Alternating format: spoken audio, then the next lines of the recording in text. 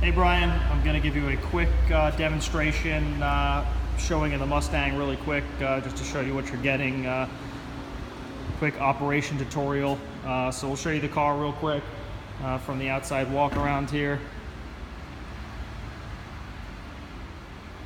Got the brand new Toyota drag radials on there. Go inside here, start it up.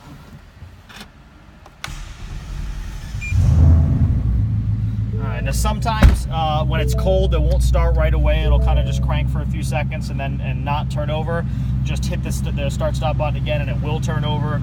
That's just due to the gigantic fuel pump in the car. They have it wired up to run at super low voltage at idle and startup, just for efficiency of the fuel system so it doesn't overheat the fuel. Let's see, we've got in terms of the voltage, there's actually a custom switch here that they had wired in, so if you want to run it on high voltage all the time for the fuel pump, you can. That's only if you're really driving the car hard. It's not necessary because there's a boost pressure switch where it will switch over to high voltage as soon as you get in a boost. Here is the boost gauge for the car, as well as your boost level settings. So by default, whenever you turn on the car, it's automatically at stage 1.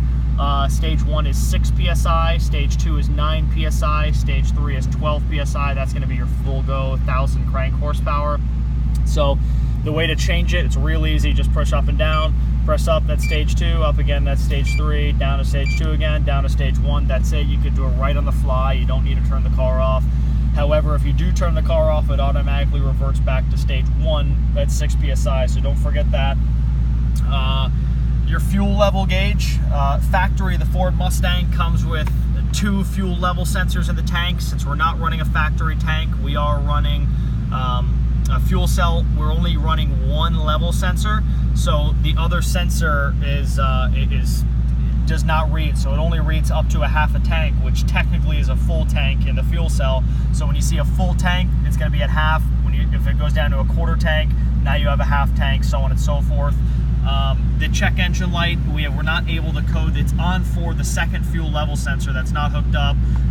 We were not able to code that out in time. When we got the car, none of the level sensors were hooked up. We hooked them up.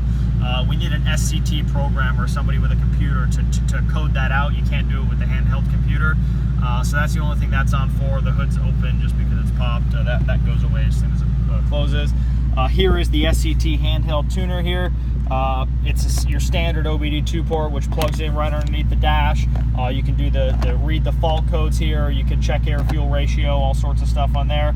And this will also hold your maps, your tuning maps. So if you did want to put a 93 octane tune in there, you would use this, plug it in, go through here real quick to change the map. Very easy to use. AC is blowing ice cold in here. We'll pop the hood and show you the trunk real quick. Oh, the hood's already popped.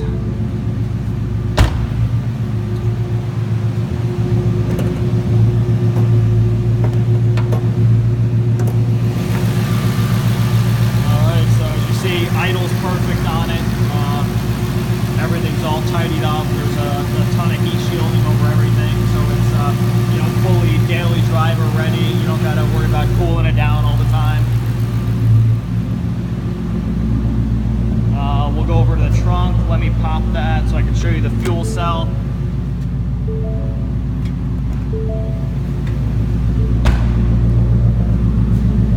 Pop the trunk. Here's the fuel cell in the back. Here's where you're going to go to refill the gas tank. To open this up, real easy. Pop that forward, turn that to the side, and you pull up. There's your fuel. You just pour fuel right in there, right from the gas pump, right from the gas station until it's full. To put it back in, make sure those little dowel things are lined up there, and then you line them up with the dowels there in the tank. Put it in, turn it back, flip it down, bang, boom, it's locked. That's going to be that. The fuel cell is 15 gallon. There's nothing else.